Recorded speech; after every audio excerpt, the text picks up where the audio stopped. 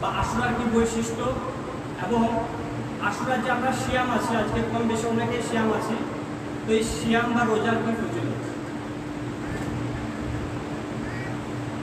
আমি যে কোরআনের আয়াতটি পাঠ করেছি সূরা তাওবার 36 নম্বর আয়াত, যার আয়াতটির ব্যাখ্যা কি, আল্লাহ সুবহানাহু ওয়া তাআলা বলছেন যে আকাশমণ্ডলী এবং ভূমণ্ডল সৃষ্টির প্রথম দিন থেকেই আমার হিসাবে মাস হচ্ছে, মাসের সংখ্যা হচ্ছে 12টি, আরবি মাসের সংখ্যা হচ্ছে 12টি, এবং এই 12টি মাসের মধ্যে 4টি মাস হচ্ছে মহাপবিত্র মাস, আরবিতে বলা হয় হারাম মাস।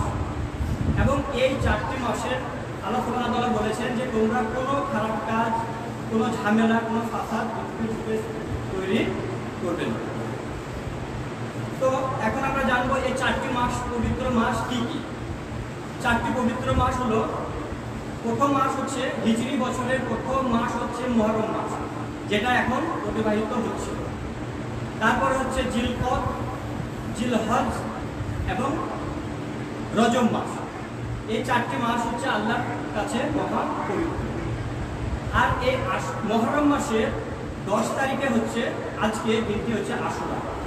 এবং এই আশুরা জিনিসটি কি, আশুরা কেন পালন করা হয়, কিভাবে পালন করা হয়, সে বিষয়ে সংক্ষিপ্ত আকারে আলোচনা করার চেষ্টা করবো ইনশাআল্লাহ।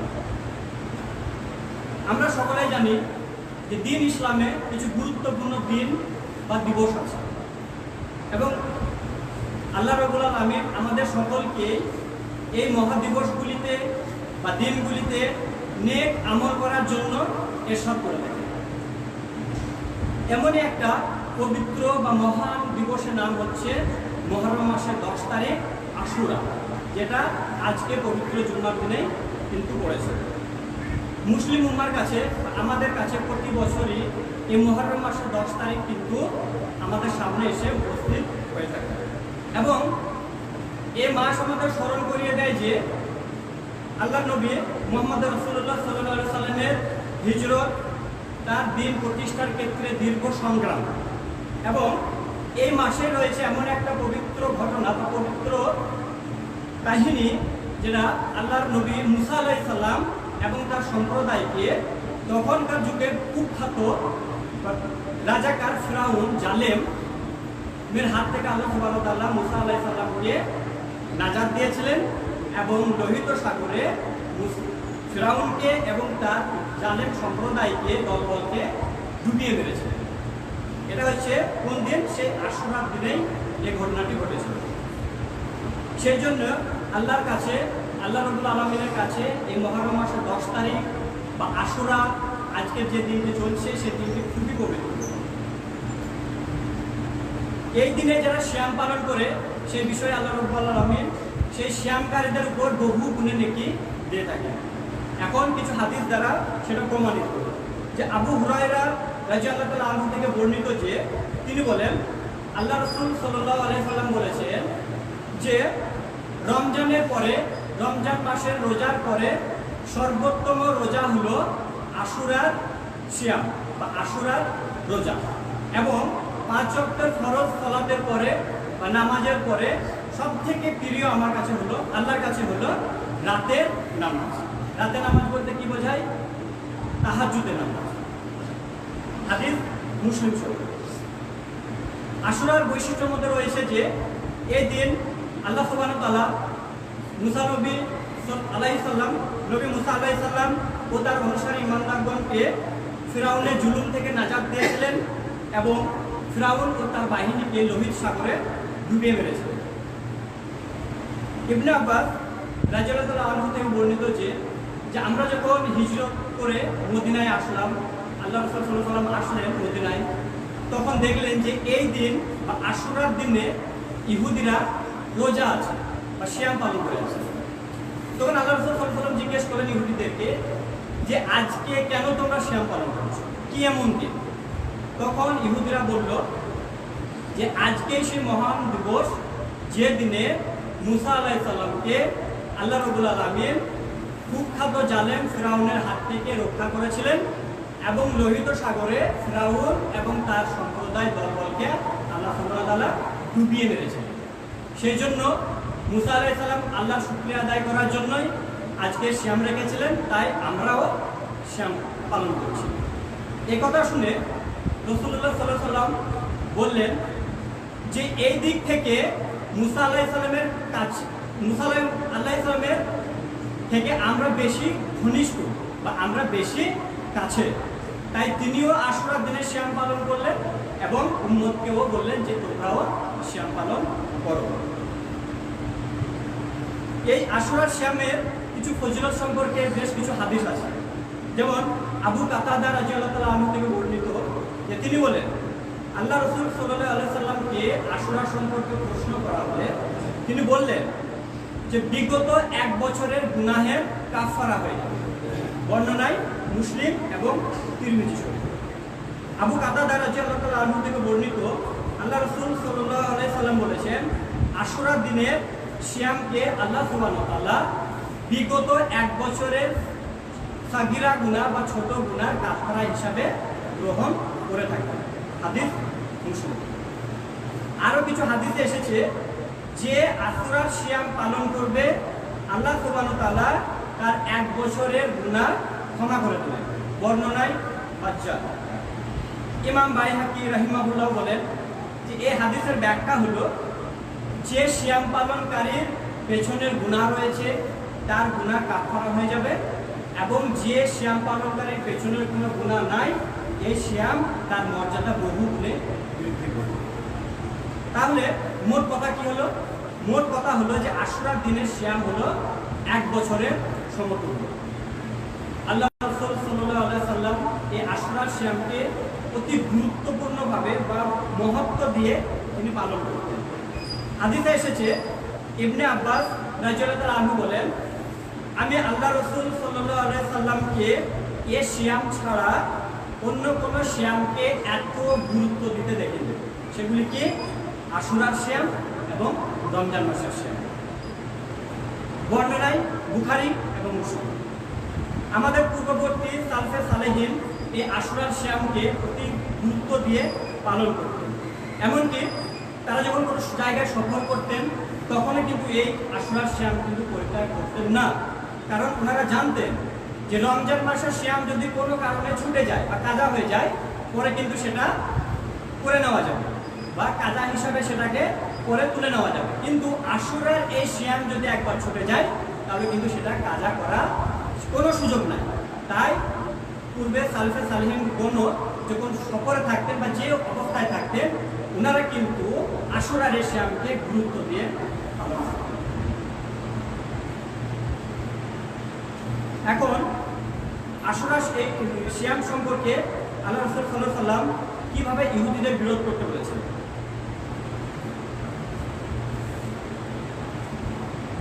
আল্লাহ রাসূল সাল্লাল্লাহু আলাইহি সাল্লাম যখন মদিনায় আসলেন বা তার দলবল যখন হিজরতের সময় মদিনায় আসলেন তখন অনেক বিষয়ে আল্লাহ রাব্বুল আলামিনের পক্ষ থেকে কোনো হুকুম নাজিল হয়নি যে তোমরা এটা করো না এটা করো না, এবং যেসব বিষয়ে তখনও শরীয়তের কোনো হুকুম নাজিল হয়নি সেই সব বিষয়ে মহানবী সাল্লাল্লাহু আলাইহি সাল্লাম কিন্তু ইহুদিদের নকল করা খুব পছন্দ করতেন। যেমন তিনি মসজিদুল আকসাকে তখন কিবলা হিসাবে ব্যবহার করতেন, গ্রহণ করেছিলেন। উদ্দেশ্য একটাই ছিল যে কি ইহুদিরা ইসলাম ধর্মকে নিজেদের মতন করে মেনে নেবে, ইসলামের প্রতি আকৃষ্ট হয়ে তারা ইসলাম ধর্ম গ্রহণ করবে। কিন্তু পরে যখন দেখা গেল যে ইসলাম ধর্মের এই সত্যতা থেকে বিমুখ হয়ে ইহুদিদের বিশ্বাসঘাতকতা, কপটতা, বিরোধিতা, হিংসা, অবাধ্যতা প্রকাশ পেল, তখন আল্লাহ রাসূল সাল্লাল্লাহু আলাইহি সাল্লাম কিন্তু প্রকাশ্যে বলে দিলেন যে আজকের পর থেকে সমস্ত বিষয়ে আমরা ইহুদিদের বিরোধিতা করব। তাই রাসূলুল্লাহ সাল্লাল্লাহু আলাইহি সাল্লাম সংকল্প করলেন যে আশুরার দিনে বা মুহররম মাসের 10 তারিখে আর একটি সিয়াম পালন করবেন না, তার পরিবর্তে কি করবেন যে 9 তারিখে মুহররম মাসের 9 তারিখে একটি বাড়তি সিয়াম পালন করে ইহুদিদের বিরোধিতা করবেন। তাহলে কি হলো?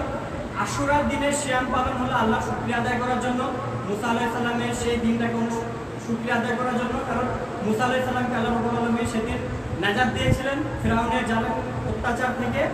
আর ইহুদিদের বিরোধিতা করার জন্য 9 তারিখে একটা বাড়তি সিয়াম পালন করলেন এবং উম্মতকে সেটা বিরোধিতা করার বা উম্মতকে সিয়াম পালন করার জন্য তিনি নির্দেশও দিয়েছেন।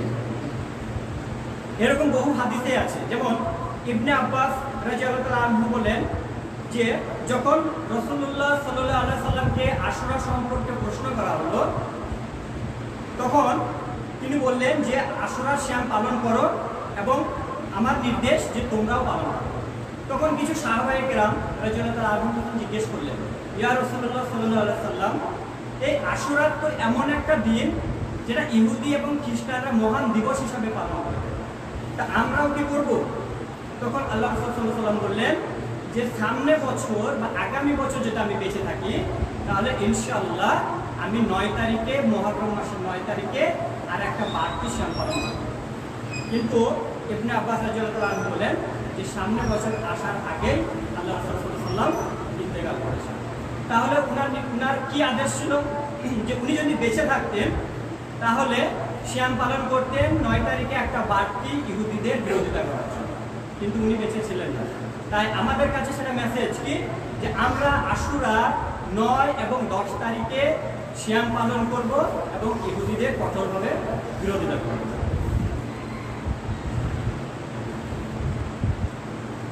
এখন আশুরার এই মুহররম মাসের 10 তারিখে, যেটা আমরা সাধারণভাবে শুধু মুহররমই পালন করে থাকি, এবং এই মুহররম মাসের কিছু আমল আছে, প্রচলিত আমল, যেটা খারাপ আমল বলা হয়। আমরা কুরআন হাদিসের ভাষা সেগুলোকে বলা নিকৃষ্ট আমল, যেগুলো আমাদের জনসাধারণ ইবাদত হিসাবে আমরা পালন করে থাকি। সেসব কিছু প্রচলিত আমল আমরা দেখে নেব। যে মুসলিম জনসাধারণের দিকে তাকালে আমরা দেখতে পাই যে এই আশুরাকে কেন্দ্র করে, পবিত্র আশুরাকে কেন্দ্র করে বিভিন্ন ধরনের খারাপ কাজকর্মে জড়িয়ে আছে এবং এই কাজগুলোকে তারা পবিত্র হিসাবে বা পবিত্র আশুরার ইবাদত হিসাবে করে থাকে। কি কি? যেমন আশুরার রাত্রে, মানে আজকে দিবাগত রাত্রে বেশি বেশি করে সালাত আদায় করা, বেশি বেশি করে রাত জাগা, ভালো ভালো খাবারের ব্যবহার করা, তৈরি করা, আনন্দ ফুর্তি করা, এবং কারবালার ইমাম হুসাইন রাদিয়াল্লাহু আনহুর শাহাদাত স্মরণের জন্য ওরা মাজারের মতো একটা মূর্তি তৈরি করে এবং সেটা কাঁধে করে নিয়ে গিয়ে একটা ঘোড়ার মূর্তি তৈরি করে, যেটাকে বলা হয় তাজিয়া, এবং মিছিল করে বেড়ায়, শোক পালন করে বেড়ায়, মাতম করে বেড়ায়। সে মূর্তিগুলাকে নিয়ে, তাজিয়াগুলোকে নিয়ে কি করে বেড়ায়, কাঁধে যেমন পালকি নিয়ে যায়, বউ নিয়ে যায়, নতুন বউ, সেরকমভাবে মূর্তির তাজিয়াগুলাকে কাঁধে করে নিয়ে যায়। মানে তারা বোঝাতে চায় যে এটা আমাদের ইসলাম ধর্ম এবং এটা আল্লাহ রাসূল সাল্লাল্লাহু আলাইহি ওয়াসাল্লাম পালন করতেছে, এটা আমরা কিন্তু ইবাদত হিসাবে করে থাকি। কিন্তু না, এগুলো সব শিরক এবং বড় ধরনের বিদআত, কিন্তু জনসাধারণের মধ্যে এগুলি ব্যাপকভাবে প্রচলিত। আমাদের গ্রামেও কিন্তু কাল থেকে, কিছুদিন আগে থেকে ঢাক ঢোল বেজেই চলেছে, গান বাজনা বেজেই চলেছে, এবং কিছু মানুষ, কিছু ছেলে, কিছু বুড়ো মানুষ, বুজুর্গরা এটাকে দিন ধর্ম হিসাবে পালন, মানে মেনে নিয়ে, ইবাদত মেনে নিয়ে তারাও কিন্তু এদের সামিল হয়ে সে বাচ্চাদেরকে বা বড়োদেরকে আরো উদ্বুদ্ধ করছে। তারা কিন্তু এগুলো ইবাদত হিসাবে পালন করছে। কিন্তু না, আমরা এগুলো থেকে বেশি বেশি করে দূরে থাকি এবং আল্লাহর কাছে তওবা করে ফিরে আসি, কারণ এগুলো একদম ইসলাম বিরোধী, এগুলো একবার না জায়েজ। আমরা যত এগুলো ইবাদত হিসাবে পালন করব ততই কিন্তু আমাদের গুনাহ হবে। আমরা কিন্তু মনে রাখি এর দায়ভার কিন্তু কিয়ামতের দিনে আমাদেরকে নিতে হবে। এরপরে কিছু আমরা করে থাকি লাঠি খেলা বা মোর্সিয়া, যেটা আমরা বলে থাকি, বাংলা ভাষায় আমরা কিন্তু মোর্সিয়া, বুক চাপড়ায়, গাল চাপড়ায়, পিঠে বুকে আমরা চাকু দিয়ে রক্তপাত করাই। আমরা কি জানি যে সমস্ত মানুষরা হাইফুল করে বেড়ায় বা যারা বুক কাটে, তারপরে গাল চাপড়ায়, নিজের পোশাক শরীরে রাখে না, ছেড়ে ফেলে, এরা কিন্তু এক ধরনের মাতাল সম্প্রদায়ের লোক। মাতাল মানে তারা কি করে, তাদেরকে ভাড়া করে নেওয়া হয় যে তোমরা একদিনে বুক কাটো, একদিনে বুক কাটার বদলে পার হেড 500 টাকা 1000 টাকা করে দেওয়া হবে, তোমরা মদ খাবা। এটা কিন্তু তারা ইবাদত হিসাবে করে থাকে। সারাদিন বুক চাপড়ে যখন তারা একদম ক্লান্ত পরিশ্রান্ত হয়ে যাবে, তখন নামাজের কোনো ধারে না। এমনকি সন্দেহ আছে যে তারা প্রস্রাব করে পানি পর্যন্ত নেয় কিনা, কিন্তু তারাই কিন্তু ভাবে যে ইসলাম ধর্ম প্রচার করে বেড়াচ্ছে। বিধর্মীরা কিন্তু এদেরকে দেখে আমাদের উদাহরণ দেয় যে এটাই নাকি ইসলাম ধর্ম। বিধর্মীদেরকে যদি জিজ্ঞেস করা হয় তোমাদের রথ সম্পর্কে কিছু বলো, তখন তারা কি বলবে জানেন? যে তোমাদের যে মহরম হয় তোমাদেরকে দেখো না, যেটা মাজারের মতো মূর্তি বার করে কাঁধে কাঁধে ঘুরে বেড়ায়, তারপরে তাজিয়া ঘোড়া বের করে তাজিয়া বের করে বেড়ায়, ওটা আর আমাদের রথ একই। তো তখন আপনি কি জবাব দেবেন? তখন আমরা কাছে কোনো জবাব পাবেন। কিন্তু দুঃখের বিষয়, এটা আমার গ্রাম থেকে শুরু করে অন্যান্য গ্রামে আশেপাশে কিন্তু এটা ব্যাপকভাবে প্রচলিত, ব্যাপকভাবে ছড়িয়ে পড়েছে। কিন্তু আল্লাহর কাছে শুকরিয়া, আলহামদুলিল্লাহ, বিগত 2-1-3 বছরের থেকে এই বছর অনেকটাই কিন্তু কম, সেটা আমার গ্রামে। আশা করি ইনশাআল্লাহ 2-1 বছর বা 5 বছরের মধ্যে কিন্তু আজকে যে একটা দল লাঠি খেলছে, সামনে বছর কিন্তু একটা দলও কিন্তু লাঠি খেলা থাকবে না ইনশাআল্লাহ। আমরা বেশি বেশি করে দোয়া করি। এগুলি কিন্তু সবই শিয়া এবং রাফেজিদের কাজ।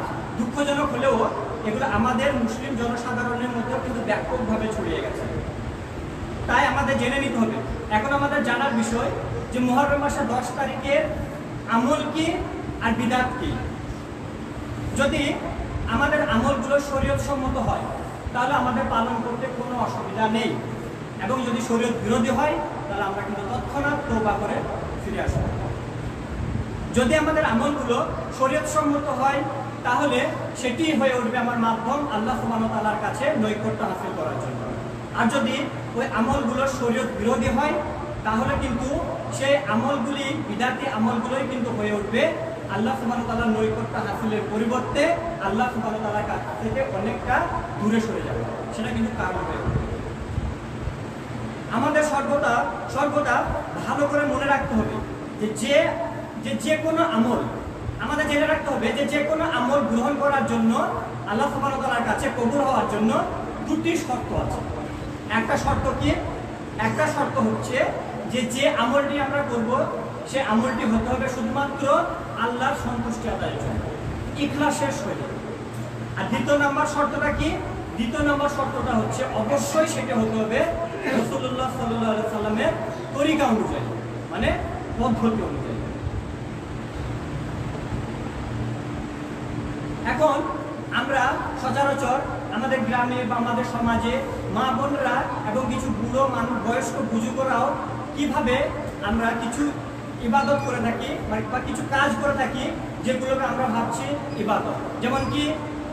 যেমন আজকে দেখবেন প্রত্যেকটা বাড়িতে, প্রত্যেকটা বলা ভুল হবে, যে কম বেশি অনেক বাড়িতেই কিন্তু ভালো ভালো খাবারের ব্যবস্থা করা হয়েছে। যেমন কি 2 দিন আগে থেকে পোলট্রি মুরগি, দেশি মুরগি, গরুর গোশত, আজকে সকাল থেকে গরুর মাংস থেকে শুরু করে হালুয়া, রুটি, পোলাও, বিরিয়ানি, বিভিন্ন রকম কিন্তু অহরহ এলাহি খাবারের ব্যবস্থা করা হয়েছে। কারণ কি? কারণ একটা এই যে দিন ধর্ম প্রচার করতে আসবে লাঠি বাজনা নিয়ে, ঢং ঢং করতে আসবে, ঢং ঢং করে বাড়ির সামনে দিয়ে যাবে বাদ্যযন্ত্র বাজিয়ে, লাঠির আওয়াজ নিয়ে হাই হোসেন করে বুক চাপড়ে, বিলেট দিয়ে বুক কেটে তাদেরকে খাওয়ানো হবে না? তারা এত কষ্ট করে দিন ধর্ম প্রচার করে বেড়াচ্ছে, তাদেরকে জন্য একটু ভালো ভালো খাবারের ব্যবস্থা করতেই হবে। আর মা বোনেরা সেটাই করছে। তারা জানে না যে তারা যদি 1 গ্লাস শরবত কোনো মসজিদের দলকে, কোনো বাচ্চাকে বা বুড়োকে খাওয়ায়, তাহলে ওই 1 গ্লাস শরবতের মতো তার গুনাহ হবে। সে ভাবলো আমি 10টা লোককে বিরিয়ানি খাওয়াচ্ছি, মানে খুব ভালো কাজ করছি। লাঠি খেলার দল এসছে, তাকে আমি পোলাও খাওয়াচ্ছি, বিরিয়ানি খাওয়াচ্ছি, শরবত খাওয়াচ্ছি, ভালো ভালো জিনিস খাওয়াচ্ছি, সে ভাবছে আমার খুব নেকি হচ্ছে। কিন্তু সে জাহেল, জানে না যে তার পরিবর্তে তার কত বড় গুনাহ হচ্ছে। আপনি যদি 10 প্লেট বিরিয়ানি খাওয়ান, তা আল্লাহ রাব্বুল আলামিনও 10 প্লেট বিরিয়ানির সমতুল্য আপনাকে গুনাহ দেবে, বা তারও বেশি বেশি করে গুনাহ বাড়িয়ে আপনার ঘরে চাপাবে। কারণ যাদেরকে আপনি খাওয়াবেন তারা তো একদম ইসলাম বিরোধী কাজ করছে। আর যে উদ্দেশ্যে, যে নিয়ত করে আপনি বাড়িতে ভালো ভালো খাবার বানিয়েছেন, সেই নিয়ত করে বা সেই দিনটা হচ্ছে কি আজকে আশুরা, ওই আপনি কালকে বানাননি, বা পরশু দিন মতো পরশু বানাননি, বা আপনি আগামীকাল, কালকে শনিবার কালকে বানান, বা আপনি অন্যান্য মাসে প্রতিদিনই খাওয়ান না কেন, কোনো অসুবিধা নাই। আপনি পানি শরবত খাওয়ান, প্রতিদিন খাওয়ান, রমজান মাসে খাওয়ান, আল্লাহর 12টি মাসেই খাওয়ান, কোনো সমস্যা নেই, কিন্তু ভালো কাজ, অবশ্যই ভালো কাজ। কিন্তু আপনি যদি আশুরাকে নিয়ত করে খাওয়ান তাহলে সেটা কিন্তু হয়ে যাবে কি বিদআত। আর আপনার এই ভালো কাজের পরিবর্তে আপনার ঘাড়ে কি চাপবে? গুনাহ। তাই আমাদেরকে জেনে নিতে হবে কোনো কাজকে শুধুমাত্র চোখ বন্ধ করে ইবাদত হিসাবে পালন করা চলবে না। বিদাত সবসময় ভালোভাবেই কিন্তু হয়। আপনি ভাববেন মানুষকে খাওয়াবো, এটা আবার বিদাত হয়? হ্যাঁ, মানুষকে খাওয়ালে এটা বিদাতই হয়। আপনি অন্যান্য দিনে খাওয়ার কোনো সমস্যা নাই, আপনি নেকি পাবেন। কিন্তু শবে বরাতকে উদ্দেশ্য করে, আশুরাকে উদ্দেশ্য করে, আমাদের দাদুরা মারা গেছে বা তার দাদুরা মারা গেছে, সে দাদুর মুখে ভাত দিয়ে আগে উদ্দেশ্য করে যদি আমরা ভাত দিই, তাহলে কিন্তু কি হবে? দাদুর মুখে কোনোদিন ভাত যায় না, দাদুর ঘাড়ে গুণা যায়। আজকে আশুরাকে কেন্দ্র করে আপনি খাওয়াবেন, আপনার বুজুর্গদের উপর আপনার ঘাড়ে কিন্তু গুণা চাপবে। আমরা কিন্তু তওবা করি, তওবা করে ফিরে আসি এবং সঙ্গে সঙ্গে ফিরে আসি। আমরা যখন কোনো জিনিস জেনে যাব, তখন তৎক্ষণাৎ আমাদের উদ্দেশ্য কি কাজ হবে, যে আমরা সেখান থেকে মুখ ফিরিয়ে সঠিক জিনিসটাকে কি করব? মেনে নেব ইনশাআল্লাহ। আর একটা কাজ হলো যে কিছু ইবাদত আছে বা কাজ আছে যেগুলোকে আমরা কি করে থাকি? অভ্যেসে করে থাকি। মানে আমার বাপদাদারা করে এসছে, পাড়ার লোকরা করছে, না করলে কি হয়? আমি রুটি বানাইনি, পাড়ার লোক রুটি বানিয়েছে, বা আমি হালুয়া বানাইনি, পাড়ার লোক হালুয়া বানিয়েছে, আমি যদি না বানাই তারা কি বলবে? তারা বলবে দেখো তুমি বানাওনি, তার কাছে লজ্জা পেয়ে যাবো। বাপদাদাদের এতদিন ধরে করে এসছে, আমরা করবো না, বাপদাদারা কি ভাববে? বাপদাদারা দাদেরা কোবরে কি ভাববে? তারা ভাবে দাদারা কোবরে ভাবে, সেইভাবে করে। তারা ভাবে আমি না করলে দাদুরা কোবরে কষ্ট পায়, তারা ভাবে সেভাবে করে। কিন্তু না, মোটেও নয়। এগুলো সবই কিন্তু খারাপ চিন্তা ভাবনা, খারাপ উদ্দেশ্য। কবরে কোনো কিছু কেউ শুনতে পায় না। তা আমরা কখনোই এইসব জিনিসগুলো করবো না, কারণ এগুলো করলে আমাদের নিজেদেরই ক্ষতি হবে, নিজের বংশদের ক্ষতি হবে, নিজের জেনারেশনেরই ক্ষতি হবে, আমাদের আখিরাতের ক্ষতি হবে। যেমন কি কি কাজ আমরা অভ্যাসগত কারণে করে থাকি, যেমন এর দিনে আমরা কি করি? গোসল করি, চোখে সুরমা ব্যবহার করি, ভালো ভালো খাবারের আয়োজন করে থাকি, গরু ছাগল জবাই করি, মেলার আয়োজন করি। এগুলো সবই শিয়া ও রাফেজি সম্প্রদায়ের কার্যকলাপ থেকে এসেছে এবং হুসাইন রাদিয়াল্লাহু আনহুর শাহাদাত স্মরণে শোক প্রকাশ এবং মাতম করে থাকে। যেমন এগুলা আমাদের পাশে একটা কি গ্রাম আছে, আনখুনা বলতে মনে হয় যে ওরা নাকি মানে একবারে ইবাদতের মাধ্যমে, লাঠি খেলা ঘুরছিলার মাধ্যমে, বড় বড় তরোয়ালের মাধ্যমে, অস্ত্রের মাধ্যমে আল্লাহকে একবার মনে হয় যেন নামিয়েই নিয়েছে নাউজুবিল্লাহ। তারপরে এদিকে বহরত করে হয়। যাই হোক, আল্লাহর অশেষ করুণা যে করোনার কালে অনেকটা কিন্তু কমে গেছে। জানি না ইনশাআল্লাহ সামনের বছর কি হবে, কিন্তু এই বছর অনেকটাই কিন্তু কমে আছে। তো এই আশেপাশের এই গ্রাম থেকে কিন্তু এগুলো কিন্তু উত্থান করার চেষ্টা করতে হবে। প্রথমে আমাদের এই যুবক ভাই আজকে কর্তব্য উচিত যে 2 জুম্মা ধরে প্রত্যেকটি জুম্মা মসজিদে খুতবা হওয়ার একটাই বিষয় ছিল কি? আশুরা। আমরা কি জানি? যে আমরা জানি আশুরা শুধুই জানি কি? কারবালা করে। আপনি যাকে জিজ্ঞেস করবেন যে আশুরা কি, মহরমের 10 তারিখ কি, মহরম মানে কি, তারপরে কেন মহরম মানে তুমি জানো না? মহরম মানে এই দিন আমাদের কি হয়েছিল? ইমাম হুসাইন রাদিয়াল্লাহু তাআলা শহীদ হয়েছিল, কারবালাতে মারা গেছিলেন। আর কিছু জানি না, এটাই জানি আমরা। কিন্তু আমরা জানি না যে আসল আশুরা সম্পর্কে আমরা কি জ্ঞান রাখি, বা আসল আশুরাটা কি। পূর্বে হাদিসে ব্যাখ্যা করা হয়েছে যে আসল আশুরাটা কি, সেটা আমাদেরকে জানানো হয় না। আসলে জানানো হয় না নয়, কিছু বিদাতে আলেম আছে তারা জানেই না। মাজার পূজা থেকে শুরু করে, ভুল মাজার থেকে শুরু করে, তারা তামাক ভুল নিয়ে ব্যস্ত। তারা নাকি রাত্রের অন্ধকারে মিলাদ করে বেড়ায়, দিনে যায় না, রাতের অন্ধকারে মিলাদ করে বেড়ায়। বাড়ির মেয়ের বিয়ে ঠিক হয়েছে, বাড়ির ছেলের বিয়ে ঠিক হয়েছে, কি করতে হবে? ইমাম সাহেবকে নিয়ে আসতে হবে, কারণ কোনো নাকি দোয়া খাইয়ে করে যাবে। এখন মিলাদের নামকরণ করা হয়েছে দোয়া খাইয়ে, দোয়া করে যাবে, বরকত হবে বিয়ে। কিন্তু জাহেল জানে না যে মিলাদ বা দোয়া খাইয়ের নামকরণ এটা বিধান করা হয়। এবং ওই আলেমদের কাছ থেকে আপনি আশুরা সম্পর্কে কি জানতে পারবেন? কিছুই জানতে পারবেন। তাই মুসলিম সম্মানিত উপস্থিতি এবং সবাইকে অনুরোধ যে বেশি বেশি পড়াশোনা করা।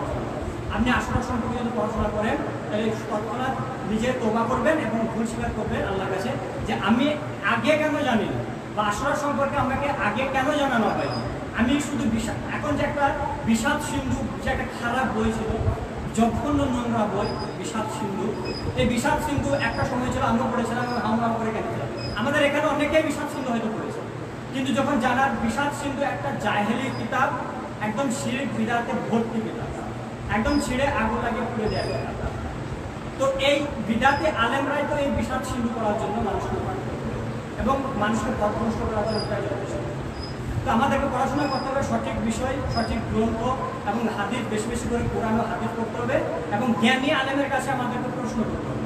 যে আলেমটা সঠিক জ্ঞান রাখার ক্ষমতা রাখে, যে আলেমটা পড়াশোনা জানে। শুধু আলেম হওয়াটাই বাধ্যতামূলক নয়, সে জেনারেল লাইনের শিক্ষিত ছেলেও হতে পারে। আপনি আসুন, প্রশ্ন করুন, আশরা সম্পর্কে জিজ্ঞাসা করুন, দেখুন আপনাকে সঠিক জিনিসটা কোরআন হাদিসের রেফারেন্স দিয়ে জানানো হবে। ইনশাআল্লাহ প্রশ্ন করতে হবে এবং প্রশ্ন করার চেষ্টা করতে হবে। আশরা সম্পর্কে কিছু ভুল আকীদা আছে যে আমরা সেটা ইবাদত হিসাবে পালন করি, এবং ভুল আকীদাগুলো কি কি। আপনি যদি শিয়া সম্প্রদায়ের কোনো লোককে বা হিন্দু বা রাফেজি সম্প্রদায়ের লোককে জিজ্ঞেস করেন যে মুহররমের 10 তারিখে আশুরা সম্পর্কে আমাকে কিছু বলুন, তখন ওই শিয়া সম্প্রদায়ের লোকটা আপনাকে কি বলবেন জানেন? যে বলবে এই দিন ইমাম হুসাইন আলাইহিস সালাম, ওরা নাকি ইমাম হুসাইনকে নবী বলে, নাউজুবিল্লাহ, ওরা নাকি বলে ইমাম হুসাইন আলাইহিস সালামের শাহাদাত কারবালাতে যুদ্ধ করে শহীদ করা হয়েছিল, তাই এই দিনকে করব। এরপরে আপনি আসুন যে কোনো আহলে সুন্নাত ওয়াল জামাতের কোনো আলেমকে জিজ্ঞেস করুন, মিলাদ পড়া আলেম, ভুল করা আলেমকে জিজ্ঞেস করুন, মাজার পূজারীকে জিজ্ঞেস করুন, আলেমকে, তারা কি বলবে? তারা এই কথাটাই যোগ করবে যে হ্যাঁ, এই দিনই কিন্তু ইমাম হুসাইন রাদিয়াল্লাহু তাআলা আনহুকে শহীদ করা হয়েছিল বলে পবিত্র। এরপরে আরো কিছু লম্বা লিস্ট যোগ করবে। কি কি যোগ করবে? যে তারা নাকি বলে এই দিনে নাকি পৃথিবী সৃষ্টি হয়েছিল, এই দিনে নাকি আদম আলাইহিস সালামের সৃষ্টি হয়েছিল, আদম আলাইহিস সালামকে এই দিনে দুনিয়াতে পাঠানো হয়েছিল, এবং এই দিনেই নাকি আদম আলাইহিস সালাম এবং হাওয়া আলাইহিস সালামের মিলন হয়েছিল আরাফাতের ময়দানে, উভয়ের তওবা কবুল করা হয়েছিল, নূহ আলাইহিস সালামের বন্যা হয়েছিল, এবং বন্যা শেষে নূহ আলাইহিস সালামের নৌকা জুদি পাহাড়ে ঠেকেছিল, নবী ইদ্রিস আলাইহিস সালামকে আসমানে উঠিয়ে নেওয়া হয়েছিল, মাছের পেট থেকে ইউনুস আলাইহিস সালামের মুক্তি দেওয়া হয়েছিল, মুসা আলাইহিস সালামের তাওরাত লাভের জন্য তুর পাহাড়ে গমন করেছিলেন, নমরুদের আগুন থেকে ইব্রাহিম আলাইহিস সালামকে মুক্তি দিয়েছিলেন, এবং ইয়াকুব আলাইহিস সালাম এই দিনে নাকি নিজের হারানো দৃষ্টিশক্তি ফিরে পেয়েছিলেন, আর সুলাইমান আলাইহিস সালাম নাকি এই দিনে তার হারানো রাজত্বও ফিরে পেয়েছিলেন। আরো বলে থাকে কি যে ঈসা আলাইহিস সালামের জন্ম নাকি এই দিনে হয়েছিল,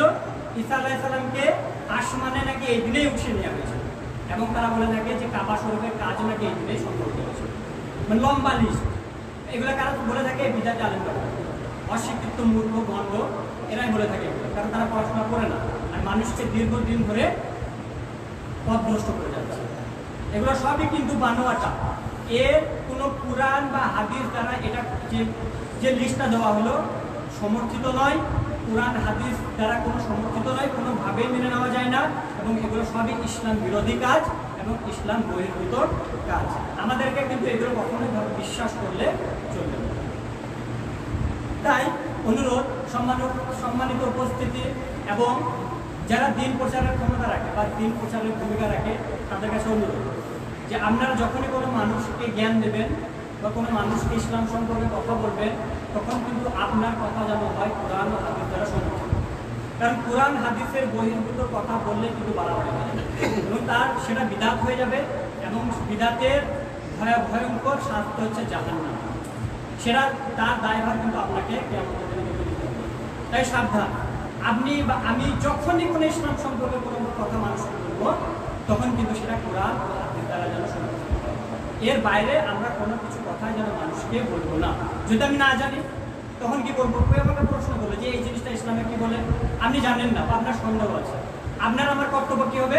সেটাকে জেনে নেওয়া, যে আমি এখন বলতে পারছি না ঠিকঠাক, আমি একটু পড়ে নিই, তোমাকে বিকেলে এসো বা এই টাইমে এসো, আমি তোমাকে জানাই। এইভাবে আমাদেরকে প্রচার করতে হবে। কারণ আল্লাহ রাসূল সাল্লাল্লাহু আলাইহি সাল্লাম বলেছেন যে তোমরা দিনের ব্যাপারে বাড়াবাড়ি করো না, দিনের ব্যাপারে বাড়াবাড়ি করো না। কি বলেছেন? যে হে মহামানব বা হে মানব মণ্ডলী, তোমরা আল্লাহর দিনে নতুন কিছু বাড়াবাড়ি করে যোগ করো, কারণ নতুন কিছু বাড়াবাড়ি করলে সেটা কি হয়ে যাবে? বিদআত।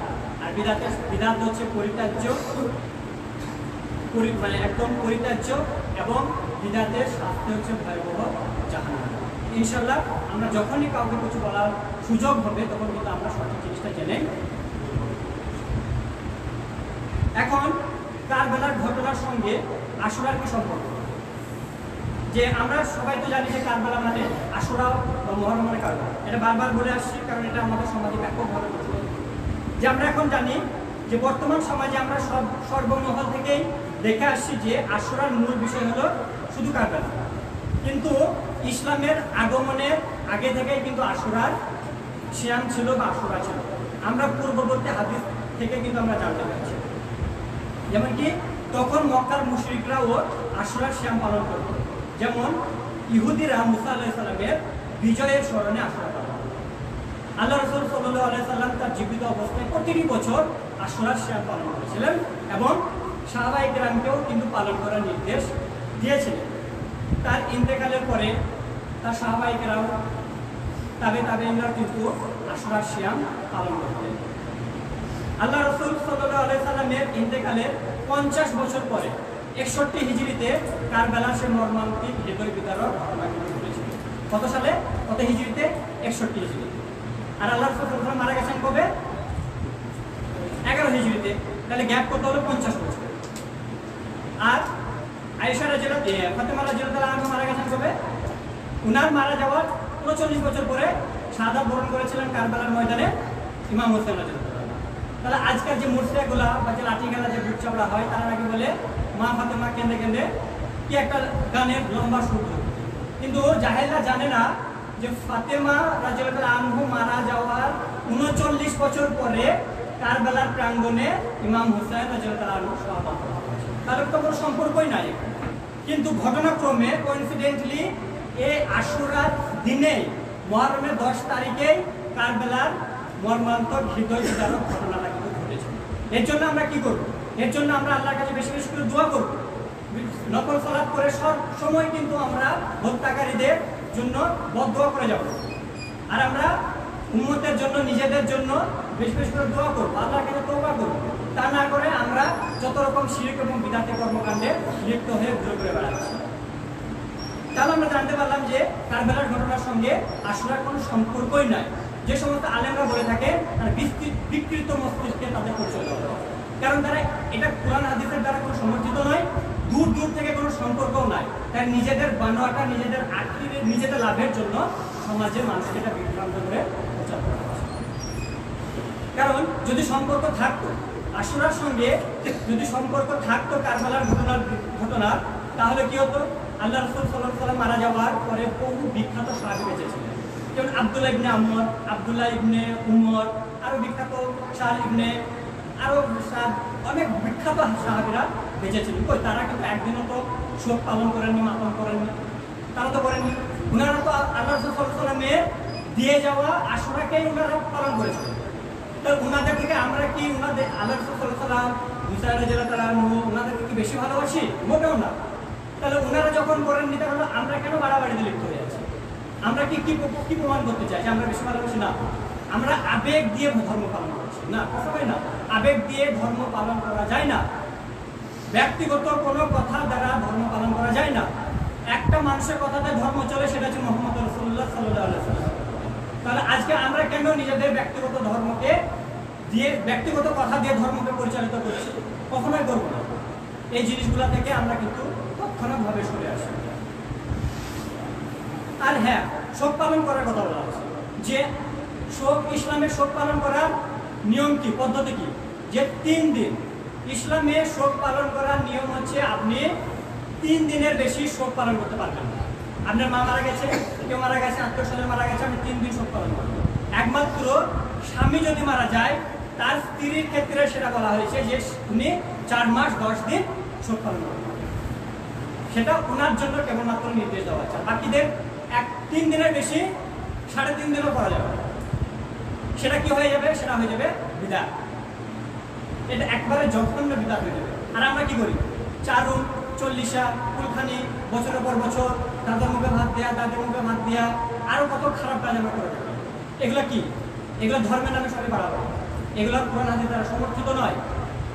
তাই সম্মানিত উপস্থিতি এবং সবাইকে অনুরোধ যে আমরা এই সমস্ত খারাপ কাজ থেকে বেঁচে থাকি, আল্লাহর কাছে তওবা করে ফিরে আসি। আর একটা কথা কোথায় দেখলাম, একটা ব্যাপকভাবে প্রচলিত আছে যে ইমাম হুসাইন রাদিয়াল্লাহু আনহুর শাহাদাতের দিবস বা মুহররম মাসে ওনার শাহাদাত বরণ করেছিলেন, নাকি এই মুহররম মাসে নাকি বিয়ে দেওয়া যায় না। এটা নাকি আমরা কম অনেকেই শুনেছি যে বিয়ে দেওয়া যায় না।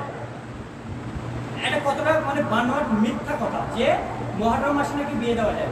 আচ্ছা ঠিক আছে, তাহলে হুসাইন রাদিয়াল্লাহু আনহুর থেকে বড় ভাই হচ্ছে কি হাসান রাদিয়াল্লাহু আনহু, ওনার আব্বার নাম কি আলী রাদিয়াল্লাহু আনহু।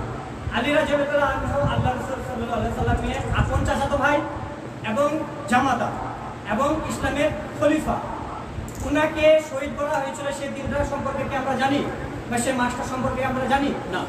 জানি না, জানার প্রয়োজনীয়তা মনে করি না, কারণ আমরা পড়াশোনাই করি না।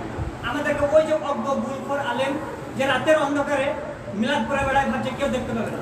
আজকাল দোয়া খায় রাতের অন্ধকারে করে বেড়ায়, ভাবছে কেউ দেখতে পাবে না। কিন্তু আমাদের তো চোখ আছে, কারণ আমার চোখটা আগে ধরা পড়েছে, তো ধরা তো পড়বে।